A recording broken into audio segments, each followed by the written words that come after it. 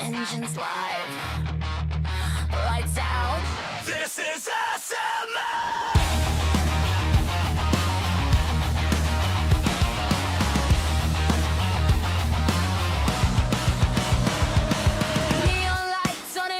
Track, heartbeat sinks to the dash, stealing fire, gripping speed, every corner's all we need. Hands tight, fires them down, hear the crowd, feel the sound, no mistakes, no rewind, leave the doubt behind the line. Red lights counting down the fight, milliseconds decide the night. Full throttle, no retreat. Burning underneath, we don't break, we don't stop. When the lights go out, we go on. Full throttle, feel the drive. Every lap we come alive. SMA, claim the win. This season's strong, let it begin. Fuel runs low, but the fire's high. Drafting close, let the limits cry. One clean move, late on brakes. Championships are born from stage.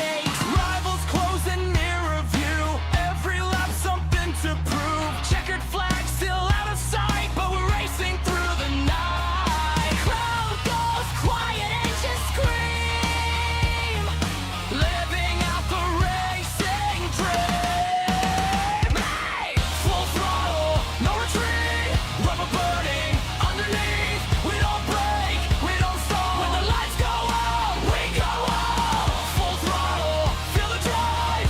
Every lap we come alive. SMA.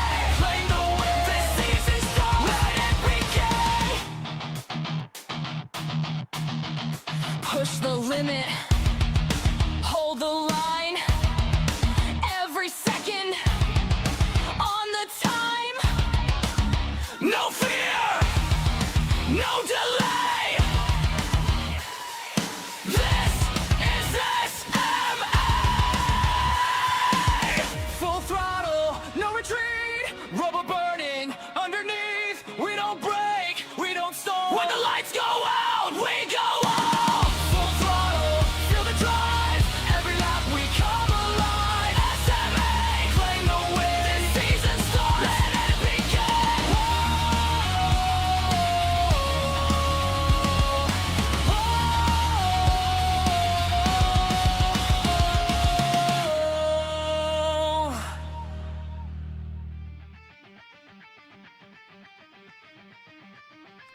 Ladies and gentlemen, welcome to SMA Season 1. New season, new energy, new names on the grid. This isn't just another race night, this is the start of something bigger. We're heading to Deep Forest Raceway Reverse, where braking points disappear, confidence gets tested, and mistakes don't ask twice. This layout doesn't reward comfort, it rewards commitment. Look up and down the grid tonight, fresh faces, hungry drivers, everyone starts equal, but nobody finishes the same. Season 1 means no history to hide behind, no champions yet. Every lap we write the story from scratch. The lights go out, the forest wakes up, and SMA officially begins. Strap in, this is where reputations are made. And speaking of new energy, I have a man that will be chomping at the bit to express his emotions and opinions on the new season. He is our SMA and MSA promoter, Robin Williams, who has decided to try his hand in commentary. I feel so honoured. I'm just waiting for you to get done with your intro of the show. Just get done now. So professional there, Robin. I think the community is quite familiar with me. Thank you very much. Well, I was going to go on record and say I feel so honoured to be on the top step of greatness with you, Robin. So thank you. I know. You can take that out the script for the next race as well. Well, thank but anyway, you. Good evening, Sean. Yes, good evening to you, Robin. Thank you for joining me. You must be feeling very excited ahead of today. Well, I've always been excited about SMA, and even going back to Logistical Nightmare Racing, and even going back into history with South African sim guy communities and what we've got at the moment. It's really exciting to see the community just hyped up for season 1, and with all these different cars and stuff. It's going to be a blind of a season, and obviously with the new addition to our admin team, these things are all to grow, and not just the community but the sport. And so having new people on board with fresh ideas, like yourself, Sean, who just joined the admin team. Just quickly to mention Sean Claassen, Anton Stander, and okay, maybe I'll just say Chris for now. But it's great to just have a community that is supportive, and that is assisting us to grow the sport and to take sim racing South Africa to where it is, basically. So yeah.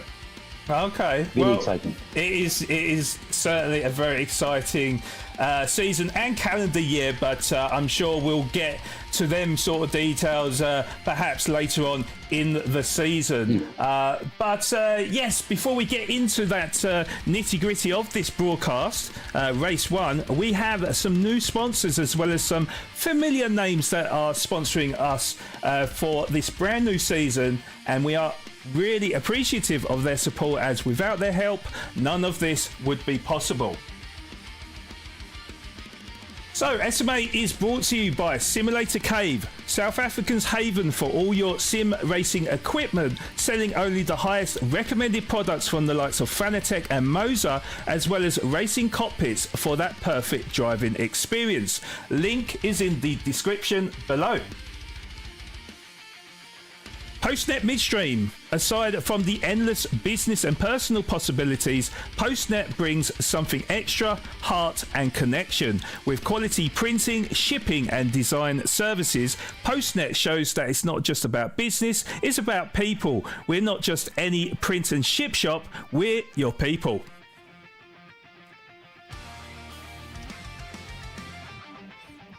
Your turn, Robin.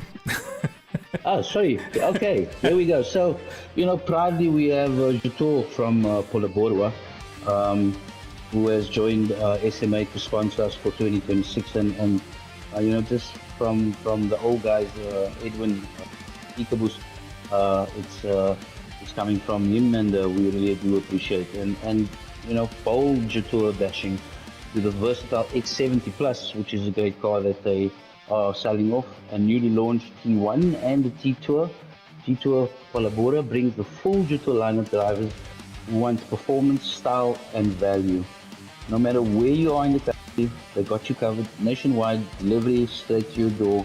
So please, in the links below, you can get hold of Juto. Okay, thank you, Robin. And DC Designs, where imagination meets reality. From custom home decor and lifestyle products to specialized gaming and sim racing accessories, DC Designs uses the power of 3D printing to craft items as unique as you are. Whether you're looking for a one-of-a-kind gift, personalized collectibles, or gear to level up your sim rig, DC Designs has you covered. Turn your ideas into reality with DC Designs. Right Recruitment. Finding the right people just got easier as they handle everything from A to Z sourcing, screening and matching top talent that fits your business perfectly. Save time, cut the hassle and build a stronger team with Right Recruitment, where the right hire is always the right choice. And then we've got Waggy & Sons, and Cape Town-based interior business specializing in custom soft furniture manufacturing and installation. They're known for high-quality craftsmanship, service excellence, and a fast turnaround time, doing the job and getting it right on time the first time. Slayer Energy, homegrown in South Africa. It fuels your focus, hits hard and still tastes smooth. That's how Slayer does energy. Their motto is death to dull, and trust us, they live by it. Bold flavours and zero boredom. Slayer, crushing the norm, fueling the madness and keeping every lap electrified. SMA is in association with Motorsport South Africa, the only organisation licensed and fully backed by the FIA of all competitive motorsport inside of South Africa. So with all the credits said and done, let's take a look at the brand new racing calendar for Season 1 2026. Okay, so we have got 8 brand new races for this season. Of course, we already know that we are here at the Deep Forest reverse layout for round 1. Round 2 will see us in Japan for the famous Suzuka. Round 3 is we're in Brazil for Interlagos, and in round 4 the brand new circuit in Canada, the Gilles Villeneuve circuit. For round 5 we're at the Nürburgring GP circuit. Round 6 is Trial Mountain reverse. Round 7 is at one of my favourite circuits, the Spa-Francorchamps, and then our grand finale at the newest circuit that's been added to the GT7 roster, Yas Marina, on the 23rd of March. Sorry, Sean, could you just continue? I'm just trying to sort out the chat for our broadcast and our viewers. Okay, no problem. Thank you. So yes, we are headed to the thickly wooded forest in Switzerland for the visit of the Deep Forest Raceway in its reverse layout in this round. Track length is 4.2 kilometers, featuring 15 turns in a clockwise direction. It's full of danger at every turn, with a couple of long fast straights to rev up the excitement. We can predict many opportunities for overtakes in this one.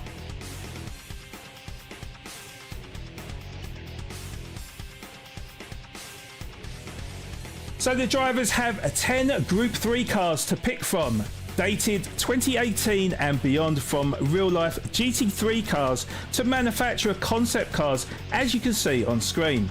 There'll be a 10-minute quali ahead of a grid start with full start check, enabled with a 33-lap race here at the Deep Forest Reverse Circuit.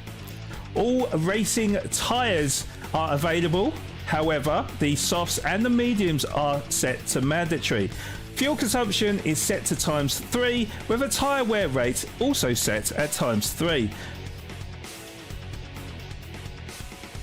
Okay, so over to our seeding to land the drivers in Tier 1 today. And as you can see, super tight times between the whole grid to make up this top tier. We're talking literally just over 0.6 of a second separating VSR Nitro Merlin with the fastest of a 1 minute 22.570 to Puma Maverick with the last solitary position to qualify for Tier 1 today with a 1 minute 23.209. So if that's anything to go by, we could be in store for a very exciting race this evening. We actually have no less than 7 tiers worth of drivers competing in Season 1. And yeah, Robin, I mean, I don't know if you're able to join me, but are there any names we should be looking out for in the tiers, you know, further down? Well, you know, let me just start off by saying, unfortunately, EcoBoost and FIS has no power at their homes and communities, and unfortunately cannot make tonight's race, and that's very unfortunate. But that being said, we have I think quite a few drivers that I could mention, and it would be fair to actually point them out, because there are so many good drivers in all the tiers. You know, I really look at the depth of SMA, and it's amazing to see that it's going to be tight competition down all the tiers, but one that would stand out obviously is I'm interested in having a look at Tris from Sam, Maverick, Lawrence, Natka. It's just an awesome Tier 1 showcase that I messaged all of them this afternoon to say that they must make us proud and race well, and so which they always do. But yeah, so just happy that SMA is running happily with lots of great drivers. Yes, indeed, indeed. Yeah, we're certainly going to have a very fascinating race today, indeed, Robin. That is for sure. We've got some good news, Sean. Sorry to break your word. Fisher's has got his power back. He's trying to. He will be racing by the looks of it. Awesome stuff. Okay, well, we look forward to seeing his performance in qualifying. Just one final thing to go through right now before we do join the drivers out on circuit. In each of the first 3 races for this format of the season, there'll be a promotion and relegation system in place. Top 3 from tiers 2 to 7 in each race will be promoted. Bottom 3, P12, 13 and 14, will be relegated from tiers 1 through to 6. Once race 4 is carried out, your total logged points will be calculated with 1 dropped round. Your worst point score out of the 4 races will be deducted from your overall score, which will then determine your tier placement for the rest of the season, as tiers will be on full lockdown. However, admin do reserve the right to move drivers if absolutely necessary to ensure fairer racing and to benefit the drivers. There'll be no promotions or relegations taken place after round 4. It will be a straight up fight for glory for the rest of the season in your locked tier. The second drop round will take place after race 7, where any 2 worst point scores will be deducted from your overall point score. So best of luck to everyone competing this season. And one thing to mention as well, with our previous champions, TNR teammates of Levitis and Deaky, not competing this season, we will be celebrating a new champion in SMA come the end of the season. Now, I am just seeing the drivers doing their out laps right now, but we are going to go for a quick break and then we'll get right on circuit with all the action of the drivers in tier 1. So we'll be back in a second.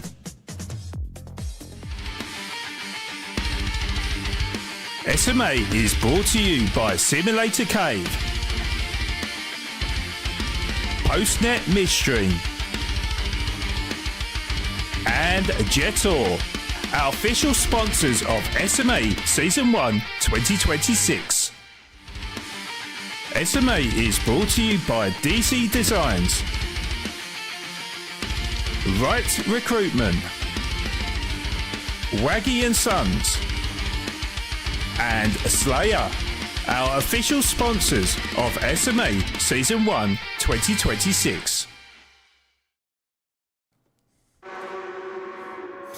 Okay, so drivers just on to their flying laps now as we look on board with VSR Giller.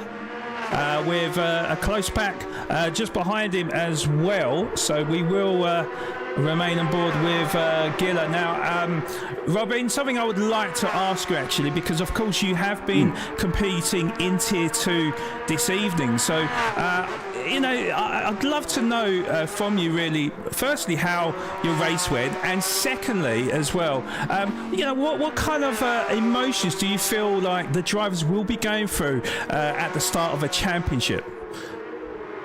Oh, well, first of all, I'd like to take the Fifth Amendment on my race. I had to be in the broadcast and I was 13th with 3 laps to go, and so I decided to not rage quit if anybody's going to be accusing me of that, but obviously we needed the broadcast to be running as well. So I had a terrible race, but I was highly we really got some strong competition in Tier 2, and I'm sure Tier 3 as well.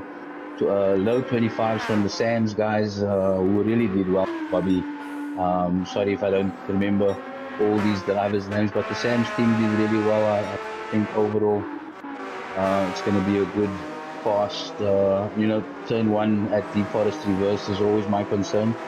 And there was a racing incident in Tier 2, so let's hope that they get through turn 1 safely.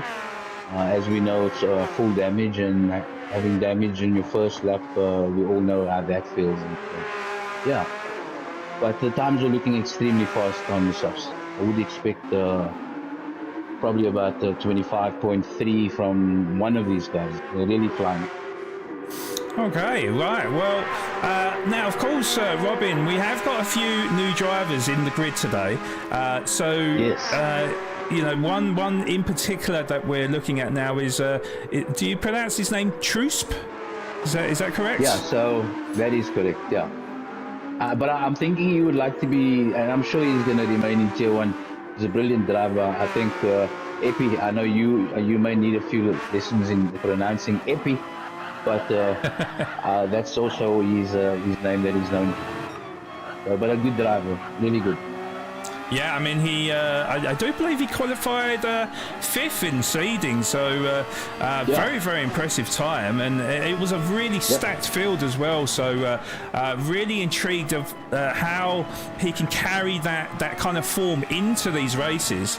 And we are literally just about to see him come across the line to set his first lap with a 1 minute 27.7, and will be in 11th position right now.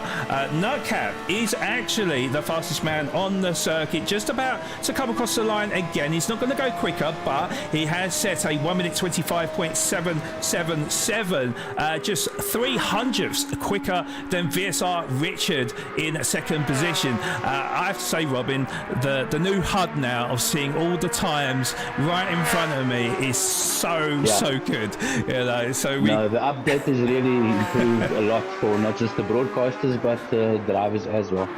Yes, indeed. And yeah, we can see how close it is. I mean, we're talking 1/10 of a second separating Nutcap to JDJ, that's in P3, and he has gone a 10th and a half quicker in sector 2. Now, he does have traffic in front. He's got Lightning Lorry. I do believe that the slipstream is actually turned off in qualifying, Robin. So this will... That's correct. Yeah, so they will not be...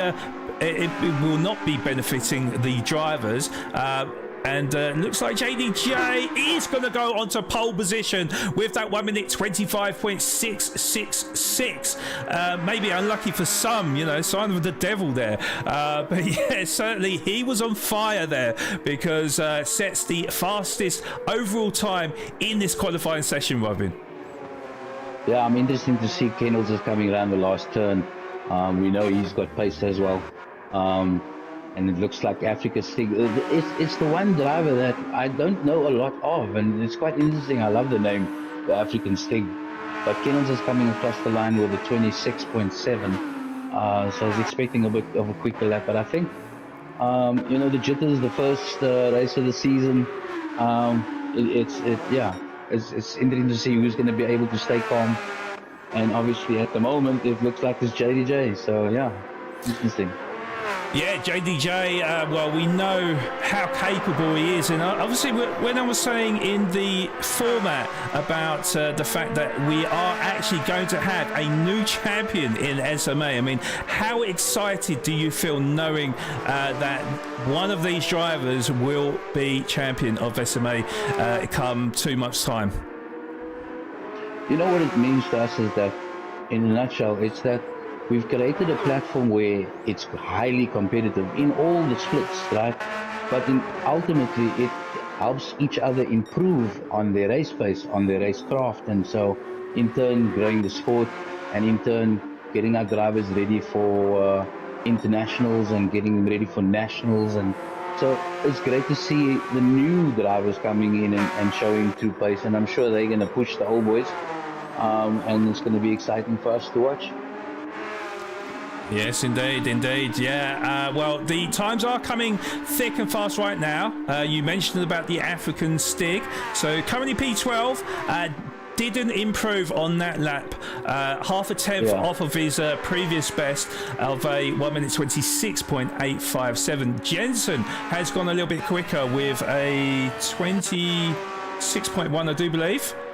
So he is up into 6th position, and so in the heady heights of the grid. But let's just give you a quick rundown of the drivers right now. So we got VSR JDJ on a pole position. He's on his out lap at the moment. Can he improve on what is a formidable lap time from him? Then we got Puma Nutcap, of course, the young South African. Probably a lot of hopes on his shoulders, and certainly going about his business the right way. speed today.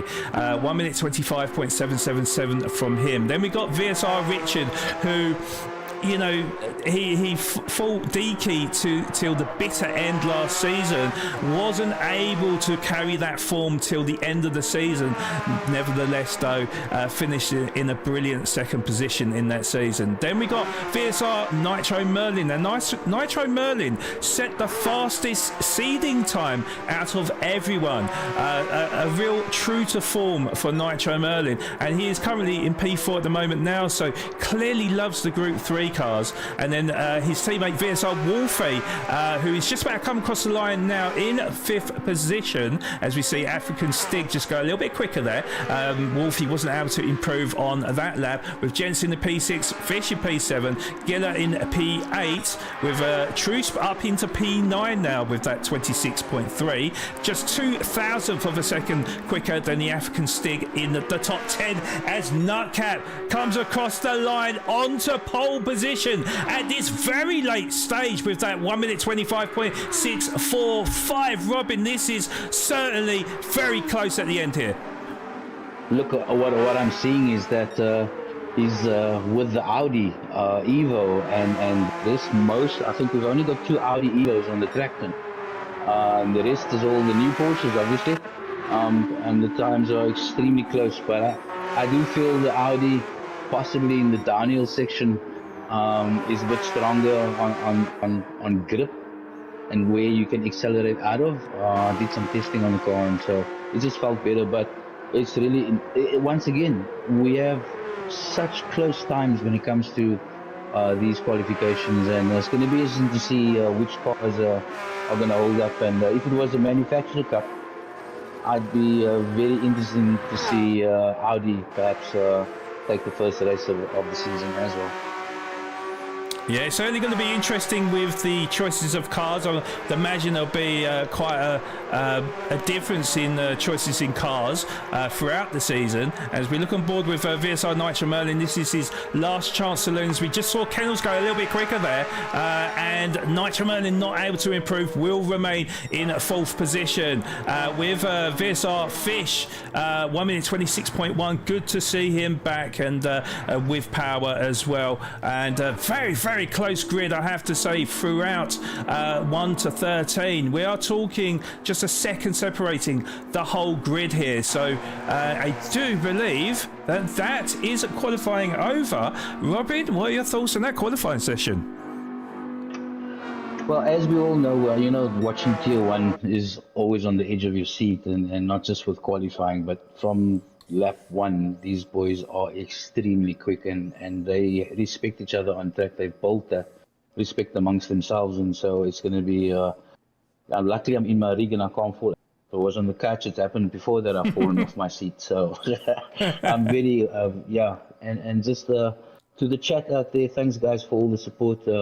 Really appreciate. Obviously we're trying to build the channel, so don't forget to like and subscribe if you haven't already, but thanks for all the support, guys. Yeah, thank you for all the support, guys, and yes, do make sure you smash that like button and subscribe, because it is free to do so, and you don't get much for free these days. But I digress, Robin.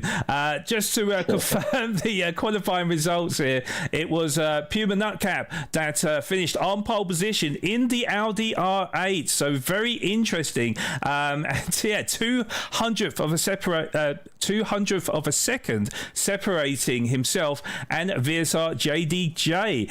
They will be starting on row 1. Row 2 will be VSR Richard and VSR Nitro Merlin. Then on row 3 it'll be VSR Wolfie and Sam Jensen. Very, very tight times there. On row 4 we've got VSR Fish and VSR Giller. So an all VSR row 4 there.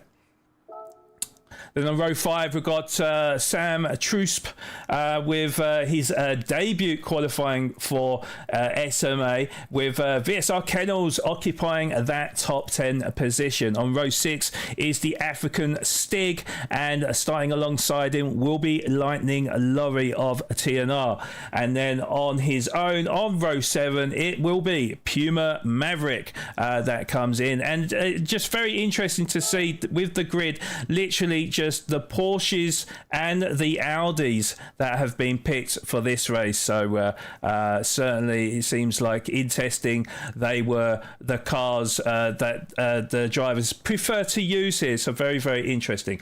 However, we have got a 33 lap race about to start, so we're going to go for a quick commercial break and then we'll be back with the race start. Don't go anywhere.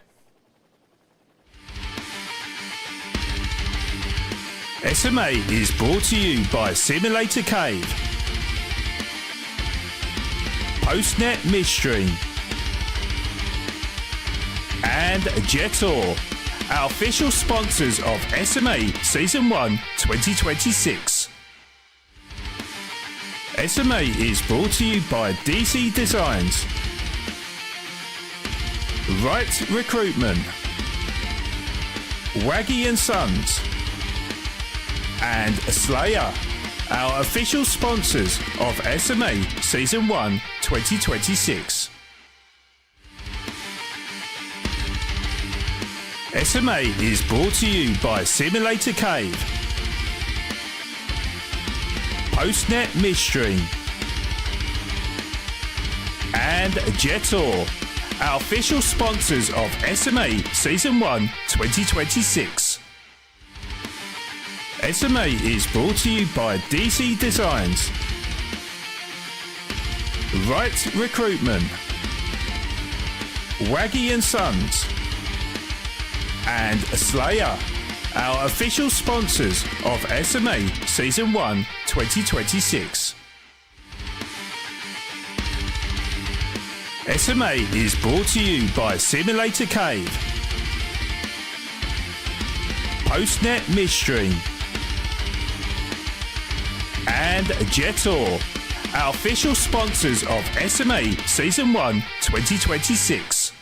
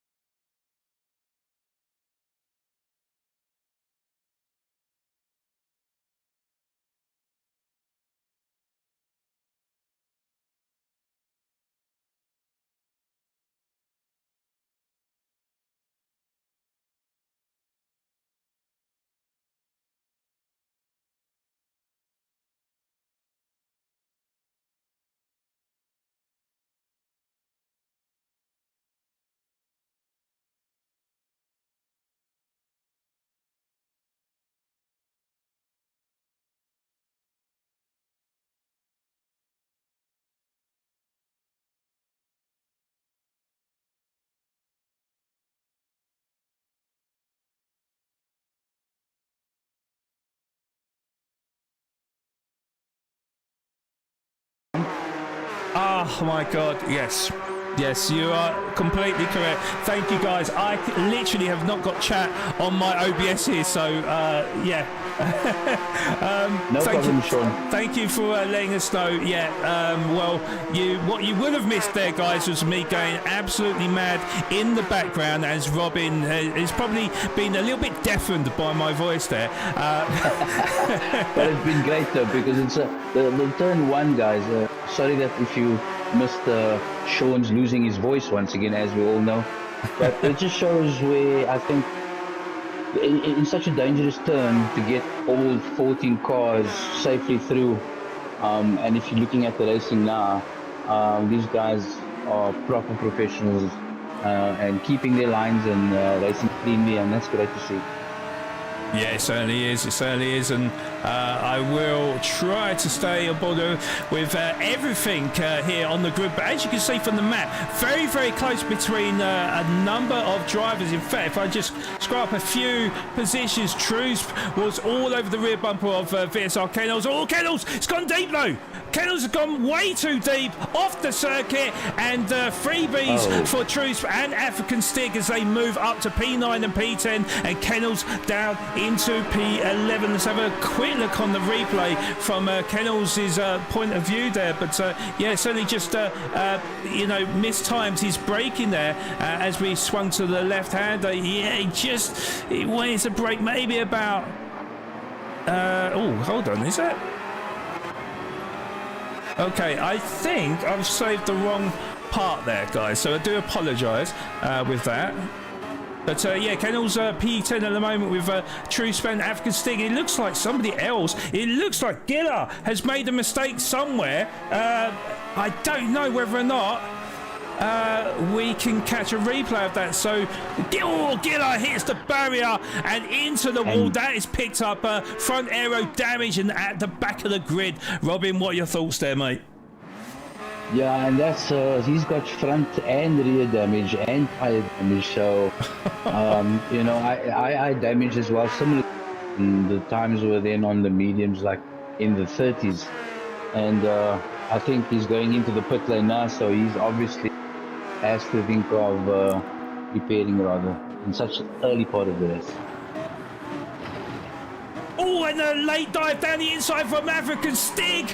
And, well, Truce just about had enough space to get on the power around the outside and hold on to that 8th position with Stig losing a little bit of ground. The VSR Kennels will be feeling confident now because he has closed that gap to within about 4.5 tenths of a second as actually Kennels went purple there. But as we go into the braking zone for the 4th time of asking, it is a line of stern for about 5 cars in a complete line there. As oh my god, that's so tight on the track limits there. But I think they've all just about got away with it there, Robin. But yeah, certainly this race is heating up. Well, it's interesting to see as well. I'm looking at the fuel consumption of the Audi and Ocean. It's clear that the Audi would have to fuel save a bit more or do less laps on the mediums. But it's early on in the race, and but there is a big difference. Well, a significant difference between the fuel of Nutcup and JDJ. So I think that's going to come out in the pit lane where he could undercut based on having to put in less fuel. So it's going to be quite an interesting 20 laps and seeing whose tires are going to hold up and fuel. Okay, well, here comes the African Stig. Was looking to challenge Truce, but thought better of it because we've got this long straight. Now, if he can keep to the back of Truce, then surely he'll grab that slipstream and power past Truce, who's made a brilliant start to this race, already climbing up, I do believe, 4 positions. So, really doing well at this early stage of the race. But I think African Stig, maybe he was doing a little bit of fuel saving saving, because fuel saving will be a thing here. I do believe that is 5 litres a second in terms of the refuel speed, so reasonably slow. As VSR Kennels thought that he may have had an opportunity there as African Stig went a little bit wide, but yeah, certainly hotting up between P8, 9 and 10, and actually when you look at the grand scheme of things, VSR Fish is only half a second up, and in tandem with VSR Wolfie in 6th position, so certainly very, very tight in the grid right now, as Nightcap has pulled a 1.7 second gap to JDJ. So Nightcap performing absolute miracles at the start of the race, and you can really see the pace of that Audi R8, Robin. Yeah, no, like I said, in the Daniel sector, I think is where strength is, and obviously knowing Scott being a brilliant junior South African driver, he will most certainly get the best out of his car, but I'm still thinking about the fuel. But if you're looking at the fuel that Nightcap has, for instance, and the fuel that the Stig has, which is also in the Audi, there's a big difference. So will the fuel be a bit of a problem for that? It's yet to be seen. Yeah, the Audi definitely not the best on fuel, not the best on tyres. However, you know, it's a great pulling machine. Obviously, when we're looking at the times at the moment, Nightcap is the fastest man on circuit with that 1 minute 26.993, and his last lap was literally just 100th slower as well. So actually, his times are very, very consistent. I mean, barely a tenth between about 4 laps. He's about to come across the line now. 2.3 seconds is the gap as well. So he's starting to pull away here. But yeah, 26.969, fastest lap of the race. So Nightcap is certainly flying. But yeah, I mean, yeah, Robin, you are definitely correct in the fuel delta. Yeah, JDJ definitely has quite a chunk more. So JDJ playing a little bit more of a longer game, it seems. And yeah, just to you know, because of course, Robin, you did race in Tier 2 today. So just a word on strategy then. What is it looking like out there? well, I think the Porsche will most certainly do up to, if you really want, you can do 22 laps on the Porsche. And it's not fuel saving that much either, so you can have a consistent 27s on your medium stint for 20 laps. It may shoot to the 28s in the last 3 of those 20, but and I think that's probably what's on JDJ and Richard's minds. I think they've got a game plan and they're sticking to their fuel consumption, and it's going to be interesting to see, even though it's a one-stopper. Especially now based on different cars, obviously that would change with regards to how many laps each car is able to do in terms of tire wear and fuel. So I think it's a nice introduction to a season one where different manufacturers are brought in with different levels of fuel and tire degradation. So it's going to be an awesome season one study. Yeah, it certainly is, and certainly what's very close is the grid at the moment, because certainly between African Stig and Truce for P8 and P9. In fact, African Stig, Truce, I think was tempted to make the move on the African Stig there, but you know, did back out of it and actually did lose a fair chunk of time. So VSR Kennels will be hot on the heels of Truce right now. Not 100% sure if he's going to catch up in time before we get into the braking zone, but into the braking zone we go now.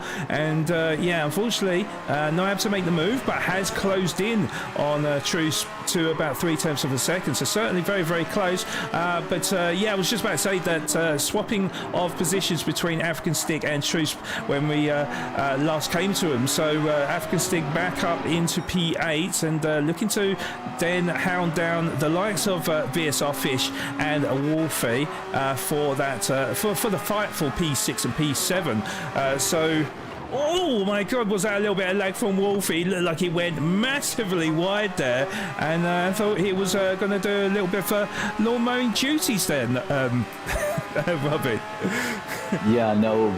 So Wolfie always is on the edge. He's like, it's crazy how sometimes they can catch these cars, which just shows how good these drivers are. I'm just looking at, you know, the battle, and it's still early, but the battle for relegation is on their minds for drivers Puma, Maverick, and even up to Kernick, I think, Theonard, Lawrence, and Brannis.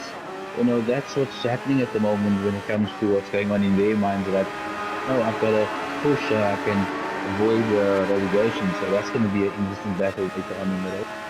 Yes, indeed. Yeah, I mean, at the moment, not looking too healthy for the likes of Lightning Lorry and VSR Giller. Of course, we know with Giller that he had that moment and, you know, just clipping that barrier, spinning around and picking up heavy damage. So he's 29.6 seconds adrift of Lightning Lorry. And, I mean, I would imagine from Giller's point of view, perhaps feeling a little bit defeated because I do believe that this was going to be a one-stopper. Now he's going to have to take a very aggressive strategy.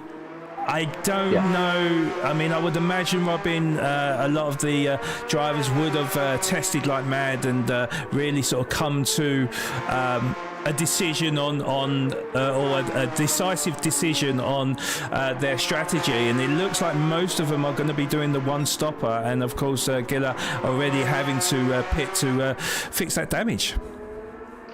Yeah, so I think, look, I think Giller had no choice really because it was early in the race, and you lose, like I said, quite a substantial amount of time, but that amount of damage that he had.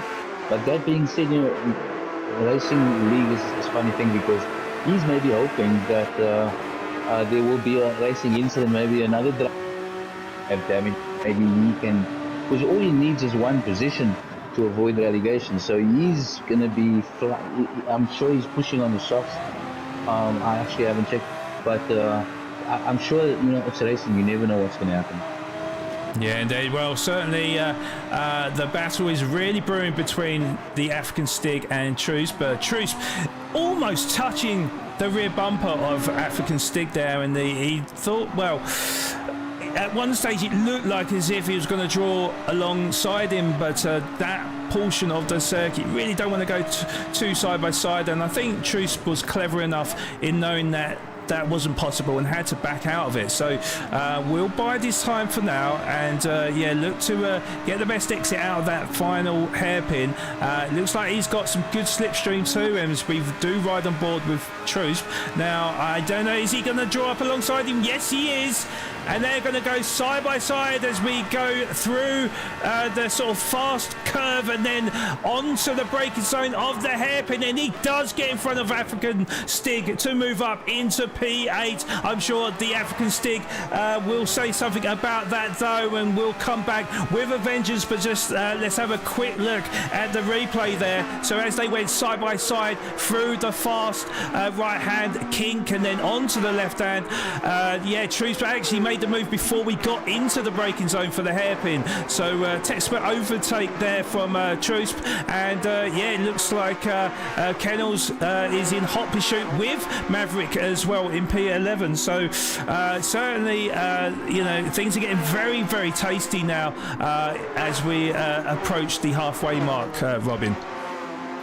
Yeah, no, so what's actually, what I'm seeing is that the battle in between Trusp and African Stig is creating the drivers behind him to catch up, which is also pretty cool, because then we're going to have, instead of a 2-pack battle, it looks like it may end up being a 4-pack battle, and you know we always love watching those ones. So yeah, it's going to be interesting as tires wear off as well.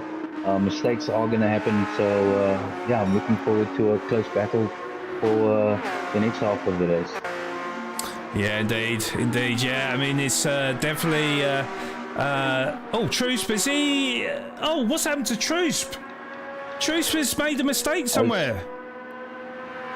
He was firmly in that battle for P8. He now finds himself in 12th position in that dreaded relegation zone. So I have saved the replay, but I don't know if I caught it in time. There's a little bit of shock to me there. So let's have a look. Oh, we just saw the back embers of whatever happened there. What I suspect, Robin, is maybe he caught a little bit too much of the curb. Maybe caught a wheel on the grass and then spun round and... well, he was lucky not to actually hit the barrier there and get heavy damage. And I think that is the most important thing, I think, Robin. Oh, no! Oh, no! Commentator's curse! Commentator's Oh, crazy. No, Sean. Come now. That was not cool. As we said it, how's that? So, and bringing it back to what I said about, Brannis is hoping for these type things to happen. That's his only chance. And as we can see, that is a strong possibility. So, wow. Really sitting on the edge of my seat type of thing going on here. Oh, you just couldn't make it up. And, he just tried to... fight the wiggle of the car, the snap oversteer, and unfortunately the barrier was lurking on the left hand side, and that is cost him quite dearly. So I don't know if Giller is aware of what's just happened there, but I'm sure he would have noticed that Lightning Lorry was in front of him. Now it's Trusp who is sandwiched between the two of them. Now it's going to be interesting to see whether Trusp, whether or not he does pit early, or maybe he thinks, do you know what, we're on lap 13, we was going to pit on what lap what are we predicting, lap 18? I think for Audi 100%, yeah, maybe even early. I'm thinking 18 laps would probably be where the Audi needs to come in. Well, the question is now, Robin, is how much time is he losing here? Because, of course, lost 10 seconds on lap 11 because of that incident.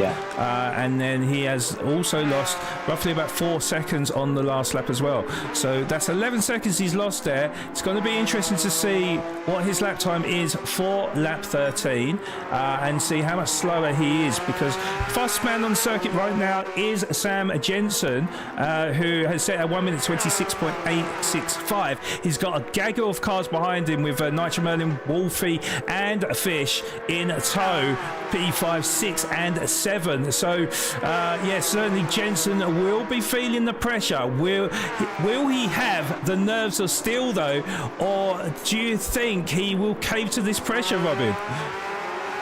Well, look, I would cave into this type of pressure, and it's just crazy to see how these guys, I mean, from looking at Kennels and Puma Maverick and Lawrence, just side by side and in tow with each other and consistently. It's just amazing to watch all these guys race, and really proud of it actually, that we can produce such a high level of racing. Yes, indeed, and there is battles all over the circuit at the moment. Certainly, yes, we did lose Trusp in this battle, but we still got Kennels, African Stick and Puma Maverick within a second of each other. So certainly the drama is not letting up at this stage. African Stick, a little bit of a, you could say maybe a little bit of a yo-yo race for him, because obviously he was up to P8, then down to P10, now he's in P9. So it's certainly a race where a little bit unpredictable from African Stig, but certainly it's a very, very competitive field we have here. And VSR Kennels, he's not quite in the slipstream of the cars in the front, so he certainly will be a sitting duck at this stage, as it looks like African Stig using the power of the Audi right now. Can he go around the outside just like he did with Trusp? But no, thinks better of it. But Kennels looks like he went a little bit deep, and African Stick, can he get better traction? No, he can't. And in fact, actually, the inside line is actually tricky to get on the power. Isn't that correct, Robin? Of the hairpin, that is. Oh, I think we may have lost Robin. Can't hear him at the moment. But sorry, Sean. But yeah, coming back to your question. The standing Africa Stick is just doing brilliantly. I think new driver in Tier 1. and able to keep up with these guys and show his racecraft, which is pretty impressive. And so well done to them. Yeah, indeed. Yeah, certainly. The SMA never fails to impress, I think. Never fails to excite us fans. And yeah, you know, it doesn't matter, you know, who's in the grid. It's certainly high standards and high octane entertainment. And yeah, I absolutely love to see it, Robin. Yeah. And so we've got TNR Nutcap. As usual, just consistent. I'm very impressed with Scott's improvement in his racing. He started off with Puma and moved on to TNR, and you can clearly see a good, I'm sure Levi and the team is coaching, and you can see it. So well done to Scott and TNR. JDJ, as per usual, now Justin to be very fast and consistent as well. And we've got Richard just in tow. I think they just, like I said, racing to their strat, and I think we'll get more action coming more to when the softs are being used and where they think they'll definitely be challenging for position. Yes, indeed, indeed. Well, yeah, yeah, they're definitely kind of in their own little class at the moment. There is literally, what, 3.8, nearly 4 seconds separating the top three drivers. Then we've got Sam Jensen, P4. He has got a certain busy VSR Nitro Merlin in 5th position, just 1.1 seconds adrift. Maybe just slightly out of that slipstream, I'm not sure. I mean, it's literally on the cusp there, as we saw that line with Wolfie, but I've just seen it with Jensen as well, where you go massively wide and you're almost kind of like risking getting your left-hand tyres onto the grass and kind of spinning out, which is perhaps what happened to Truce a few laps ago. But yeah, nevertheless, hey, if it works for them and they, you know, grab the extra sort of tenth or two, then who am I to say? But yeah, Jensen, yeah, 1.5 seconds is the gap between him and Nitro Merlin now. Nitro Merlin, of course, has got his teammates behind of Wolfie and Fish and Kennels now in a bit of a slipstream train right now from P5, 6, 7 and 8. And then the African Stig just fallen back slightly from Kennels and not able to shake off Puma Maverick, who is just 0.3 of a second from him in 10th position. Then Lightning Lowy, 4.2 seconds adrift in P11. He's got that sole solitary position to remain in Tier 1 for next week. And Truce, 11.4 seconds adrift. He has decided to stay out with damage. Is this costing him? Because I kind of feel like it may well be. But looking at his times, very consistent actually since that incident. 1 minute 28.3, 28.7, 28.2, 28.6. So pretty impressive from him, but is I don't know, it's very close actually between him and Lightning Lowy, considering he has damage, but it's the drivers in front hitting them 27, so he's, you know, maybe losing a second per lap. But hey, we're on lap 18. I am sure that a lot of the drivers will be coming into the pits rather imminently, so we'll see if Truce does stay out a bit longer and preserve, to use the medium tyres longer, to have more tyres or more of the soft tyres come the end of the race. But yeah, Robin, yeah, we are past that halfway mark now. I mean, do you predict that there could be any major changes from what we've seen so far? I think it's actually going to be one of the first races that I've seen in our league that there's going to be changes in the pit lane because of the fuel. I mean, it's if you're looking at the VSR team that are racing in tandem, all of them actually saving fuel behind each other. But who knows who comes out with more fuel when they go into the pit lane. And the same with, I was quite surprised. I was thinking that African Maverick would be saving fuel behind the stick because he's been driving behind him for a few laps now. But looking at Maverick's tank, he's only maybe going to get 20 laps, and with the Stig, he actually may even get more.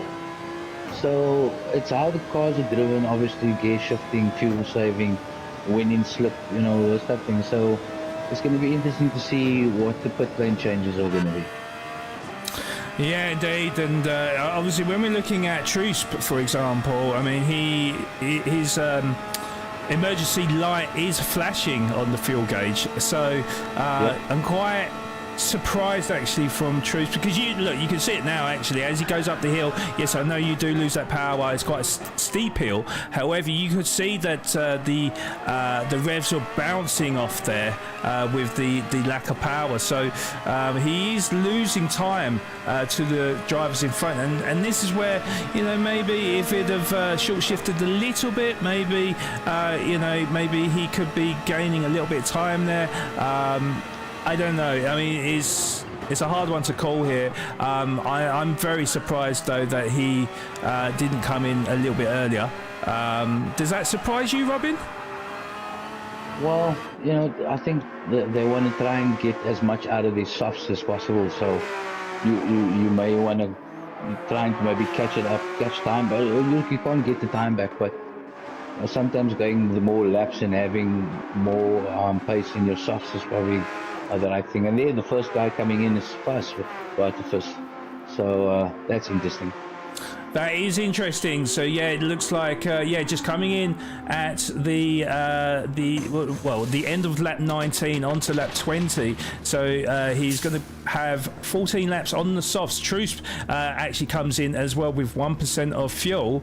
Of course he's going to be spending more time in the pit lane to fix that damage. So it does mean that Giller can claw back slightly, but we know with Giller he's going to have to make another pit stop here. So I guess he'll be hoping for more of the drivers to make mistakes or battle or something, so that he can finish the end of the race outside of them relegation positions. Yeah, looking at that, you would need you would need Epi to make a mistake and about 20 seconds off the track, and then he'd still have to compete for another 9 laps. So if those things are difficult to, I wouldn't think it's going to be a good race for Bramis. I don't think he's going to recover from the damage he got at the beginning of the race. Yes, indeed. Well, look at this. Interesting fact is, a Nutcap comes in from the race lead, and it's JDJ, Richard, and all the VSR drivers actually deciding to go longer. So African Stick also deciding to stay with this pack, and you can see that he's got barely anything left on the rear left tyre. So, I mean, we was saying about how bad the tyre wear is with the Audi, and this is the sort of stage where this car becomes very tricky to drive, especially because you've got no grip on the rear with obviously being a mid-engined rear-wheel drive car. So it's certainly going to be a struggle, but he is challenging VSR Kennels with all his might right now as we go into the braking zone. Looks like Kennels got on the brakes a little bit later. Was it a bit too late though? African Stick gets on the power now, or is he going to be brave? Oh, he thought about it and then backed out at the last minute, because I think he felt there, Robin, that it would have ended in disaster. I think that just shows the good racecraft. It's exactly what happened to me earlier on in a practice race, where almost trying to force side by side down the downhill sector going into it is suicide for both drivers, and showing good racecraft there. Yeah, yes indeed. Yeah, I mean, we've still got 12 laps remaining. Looks like maybe most of the drivers coming into the pit lane now. Oh, that might be, oh my God, did he cross? Might have been a penalty. Yeah, I think he looked like close. I think you might be right there, Robin. It did look like the case. I guess we're going to find out shortly. But yeah, that could have been a costly ever on African Stick behalf there. Nutcap is, of course, already changed onto the racing softs. Is going to inherit the race lead then, with JDJ and Richard coming out on. Well, actually, it's going to be closer than you think, but Nutcap should have the overspeed and does get in front of JDJ. But as you can see now, Robin, definitely is tightened up at the top. Yeah, so like I predicted, I didn't know that the undercut would have been to, I think, just about 4 seconds that they got the time back on Scott, and that's exactly what I was hoping to happen, because the rest of the race is going to be quite close, I think, with Nutcap, JDJ, and of course Richard as well. Yeah, and I think with JDJ, I mean, of course, he's got 1 lap fresher tyres, and obviously we know of the Audi that it seems like it's not too clever on its tyre wear. Now, Nutcap, I have seen, has got a little bit more fuel, but JDJ knows that if he can get, you know, in this kind of range here, that he could be able to save maybe a little bit of fuel if he needs to. And just stay behind Nutcap, knowing that perhaps he has got the advantage here, and he could pounce when the opportunity comes alight, I think, Robin. Yeah, I know. Look, I'm just watching Jensen and Kennels, African Stig, Wolfie, all on softs. These guys push the limits, and as the race progresses, when it gets to maybe a position gained at the last 5 laps, it's going to be close racing, and it's going to be extremely exciting. Certainly is, and yeah, I mean, it's looking like, I think Wolfie put a little bit more fuel than the rest of them here, because I do believe he was in front of the 2 drivers. So Kennels and African Stig have made the jump on Wolfie, but Wolfie's still in tow, and of course he has got the added security that you know, he will have more fuel. Oh, as Stig, I don't think he had anywhere to go there. Kennels, well, you know, pulled to the right hand side, which he has every right of doing. Stig, you know, almost bump drafting him to a point there, but yeah, it looks like, though, look at Wolfie now, though. Wolfie really closing up to the back of Stig because of that little bit of squabbling between the 2 drivers. Jensen, looks like Jensen's made a mistake somewhere. I'm going to quickly have a look on the replay, see what's happened. And is it that dreaded corner again? Or has he gone deep? Oh, he's gone massively deep out of the tunnel.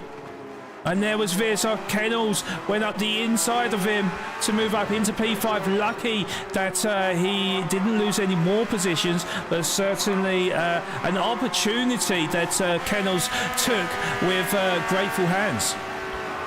Ooh. But, yeah, sorry, Robin, just to cut your word, they're still fighting now, as Jensen looks like he had the inside line. Kennels is going to defend for all his might. There's a slight bit of contact between the 2 drivers. However, Kennels does get a better pull away or traction from the hairpin, and he gets to fight to live another day, Robin. Just amazing side by side going into the downhill sector. I can only imagine watching Jensen. Look, almost three. Oh my word, this is amazing racing, really, guys. Just credit to these drivers for giving us such an awesome race to watch. Yes, indeed. I will try and get back on board if I caught the replay in time. You know, I didn't want to cut your word for the second time there, Robin. But yeah, obviously, when I did look back, I was like, oh, they're close. Yeah, certainly this race is going from strength to strength, and I absolutely love it. But yeah, let me see if I can get...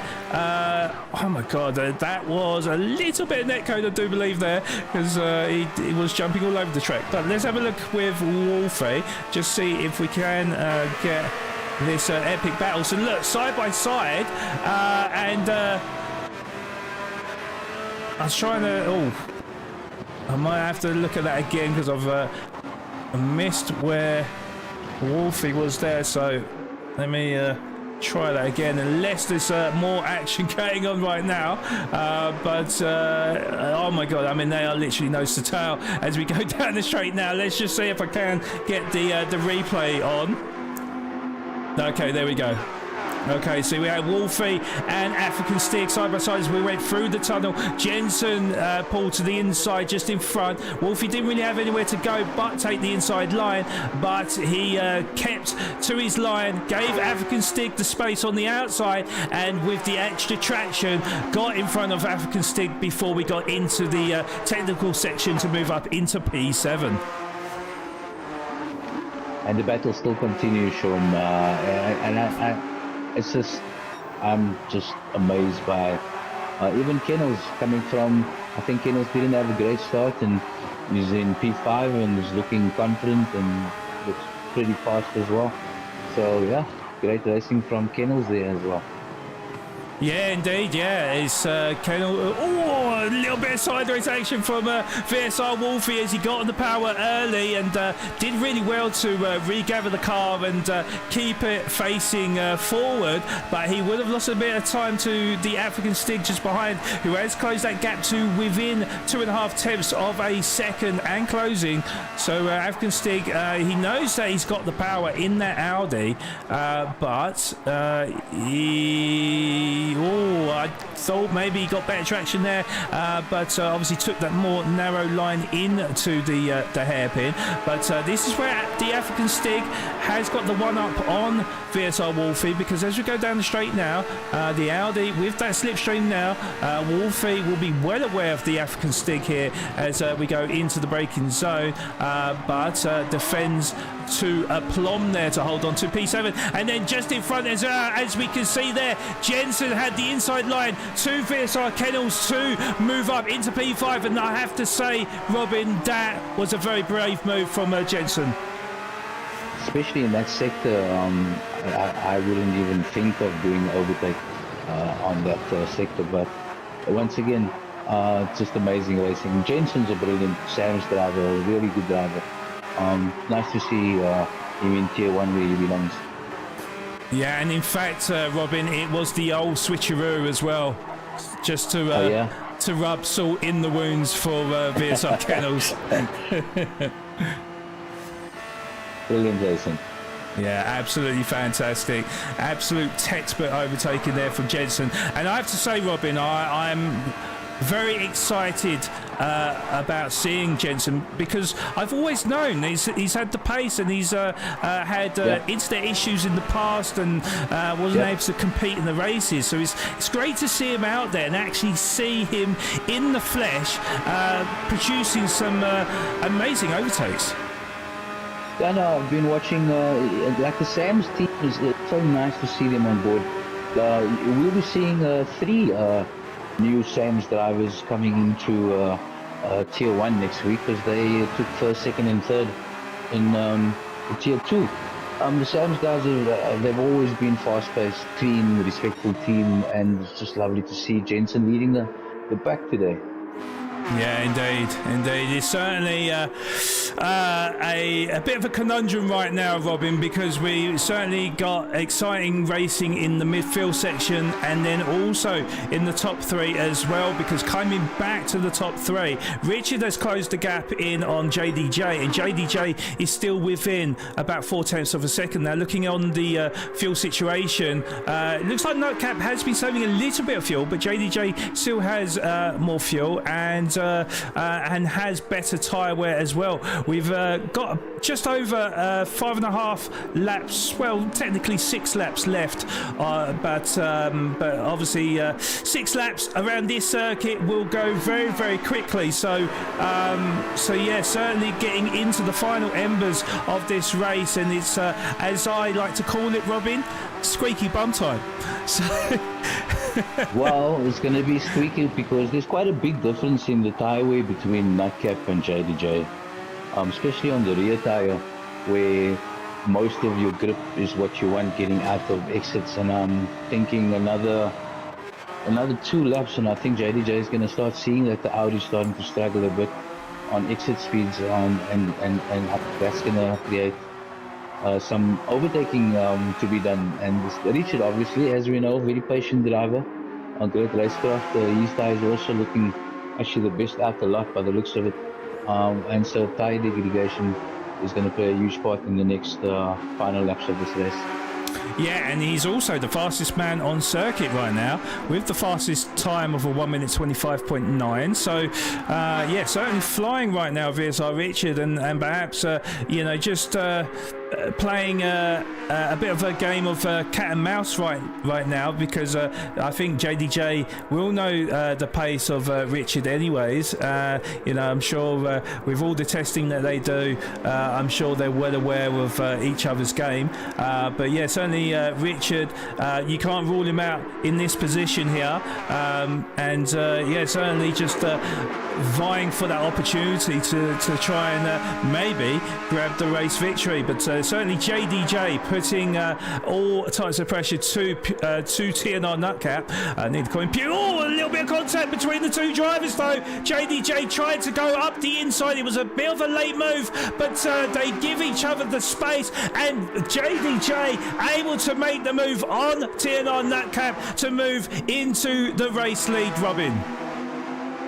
And quite an exciting, like I said, there's going to be overtake. I didn't need to be right then. And it's the awareness. I think they both knew that if they didn't give the respect and the space, that both of them would have probably ended up with damage and burned it. So well done to those drivers. But Richard, no doubt. But more interesting, we've still got this mid-pack battle. Kennel seems to be kind of like consistent, and he's got his teammate behind him. So I reckon he's quite comfortable where he is right now. And then the Stig and Jensen have been at it for quite some time. So it's battles all over the track this evening, and it's just lovely to see. Yeah, indeed, it is fantastic to see. Yeah, Jensen, you know, was riding high in third position at one point, and now finds himself in eighth. And yeah, I mean, the African Stig is definitely proving to be a bit of a steely character right now, as it looks like Jensen has performed a brilliant overtake on the African Stig. I'm definitely going to save the replay, but they are side by side as we go down the straight through the tunnel now. And it does look like Jensen has performed an amazing overtake, which we're going to have a look on the replay again. But that is like three fantastic moves that we've already seen today, Robin. Yeah, no, and like I said, it's with Jensen and the Stig. It just shows they kind of like they're gonna wait until I think another 2 laps. They're gonna just kind of like follow for a bit, and I think when it comes to the final lap is when, as we all know, you know, going for that last inch of gap that he's given you to try and overtake. So I think we're going to see many more overtakes. I think we will do indeed, and I couldn't quite get the angle of what I wanted to show the viewers there, so we're just going to have a quick look on that replay again, just to see how he sized that opportunity on the African Stig. So the African Stig thought, do you know what, I'm favourite here, I'm going to take the inside line, and Jensen thought, do you know what, I'll just take the outside line and get the better purchase out of the corner, and he powered his way through into 7th position. So fantastic move from Jensen. Can he start clawing the gap to VSR Wolfie, which is about 1.6 seconds at the moment with 3 laps remaining, Robin? Yeah, and at the back we've also got quite an interesting situation where the tire degradation of Maverick, Puma Maverick, and TNR Lawrence is quite substantially different. And Lawrence is looking a bit faster with those better tires right now, and catching Maverick at the end. Maybe there'd be a challenge for P10 coming on in the next few laps as well. Yeah, and we've also had a swapping in hands for the race lead as well, Robin. Nutcap has retaken the lead away from JDJ, so Nutcap is not giving up without a fight. But yes, you can definitely see with the tyre wear now that he hasn't got too much left on that rear left side as he struggles to get on the power there, and JDJ will be sizing up an opportunity. Nutcap is going to go super defensive now as he pulls to the right hand side. So if JDJ is going to make the move, then he's going to have to pull a Jensen here and go around the outside of him if he is to make this move. But gets on the brakes a little bit earlier. Nutcap covers the inside line and times his braking to perfection. But here comes JDJ as he tries to perform the old switcheroo. He's obviously going to use the slipstream now to try and gain the extra speed and try to pull out and try and get in front of him before we get into the braking zone. They are going to be fighting tooth and nail as we go into the braking zone for the hairpin. Nutcap should have the advantage here of the inside line, but you can see JDJ has got the superior grip to Nutcap, but Nutcap is doing brilliantly in the fight for preserving the race lead here with VSR Richard lurking in the background should a gap open up for him. But yeah, Nutcap doing a brilliant job in defending the lead from JDJ, and JDJ will know that he's only really got maybe a couple of more opportunities if he is going to take that race win away from Nutcap, Robin. You know what comes to mind, Sean? If we went to the MSA Cup last year and we had the one-stopper versus stopper, these three drivers did the two-stopper, the one-stopper, and they raced superbly alongside, showing all our sim racers and our viewers that keeping it clean and fast is way more fun, and it's just nice to see that these three drivers have become familiar with each other and are able to race at such a high level. That was a... There's changing of the hands again. There was a slight bit of contact between JDJ and Nutcap as Nutcap went a little bit wide. He's picked up a half a second penalty to boot as well, down into P3. We're going to have a quick look on the replay there, but yeah, certainly perhaps a little bit accidental. They were both fighting hard for that line and position, but as we went through the left-hand king, as JDJ did try to hold his line, did slightly tap Nutcap, but as Nutcap got on the brakes, ran wide, JDJ performed the old switcheroo and then moved up into P1 with Richard taking P2 and Nutcap P3. So getting back on board with the drivers now, because we are approaching the checkered line now. So JDJ still leading from VSR Richard. Are they going to be fighting for the race victory? Because Richard is pretty much touching the back bumper of JDJ, but as we come through the final turn,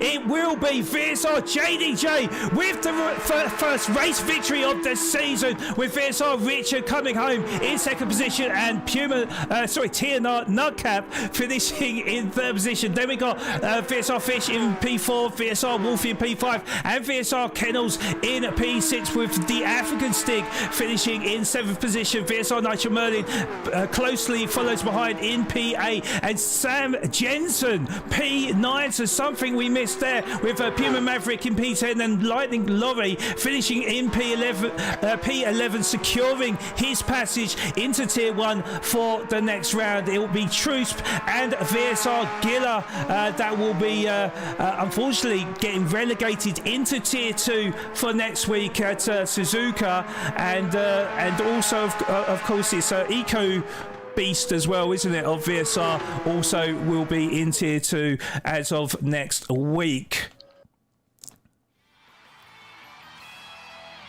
Gosh, that was quite an ending of our first bro. Of course, I can't understand how you are able to keep up with everything, because I'm watching in the background on another screen, gentlemen, and the viewers, and there's just battles all over the place. It's almost impossible to get in SMA all the battles because there's so many of them. It's awesome to see, though.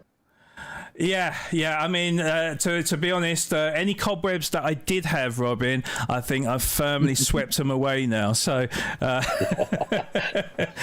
yeah, no, I could clearly hear that a bit of that dust from having such a long break being broken by. I think by lap 4 you were back to your normal self there, short. So, yeah. Well done. Yeah, I appreciate that, Robin. Yeah, it doesn't take much. I mean, these drivers do keep me on my toes, yeah, look, I am not complaining, Robin. This is why I do believe SMA is the best league around, and you know, not just the best South African, but across the world. You know, I've got so much experience globally, and yeah, certainly SMA is right up at the top. So, but anyway, I digress, Robin. Let me read out the confirmed race results. Obviously, pending any stewards' inquiries should they come up. But for now, VSR JDJ crowned race winner of round 1, season 1 for tier 1 at the Deep Forest Raceway reverse circuit, with his teammate VSR Richard coming home in second position, also with the fastest lap time of that 1 minute 25.928. Then Nutcap, unfortunately, having for now at least the last step on the podium, but a fantastic performance from him nevertheless. I still think he'll be happy with that performance in that solitary Audi as well, of course. P4 went to VSR Fish, with VSR Wolfie finishing in 5th position. You can see with the time so tight, just half a second separating Wolfie to his teammate VSR Kennels, who finished in P6. Then P7 went to the African Stig, a fantastic debut from him, with VSR Nitro Merlin finishing in 8th position. In 9th was Sam Jensen, and it was a very heroic display from Jensen, I have to say. Super impressed with him. Maybe a little bit disappointed with that 9th position, but nevertheless a great race from him, with Puma Maverick occupying that top 10 position. Then it was TNR Lightning Lorry that finished in that last solitary place to remain in tier 1 for next week, and as we mentioned, it'll be Sam Trusp and VSR Gilla and VSR Eco Beast that will be going down into tier 2 for next week. So yeah, just your thoughts on that race, Robin. I mean, it's just amazing, right? Just full of excitement. You know, are you you know, how are you feeling after that?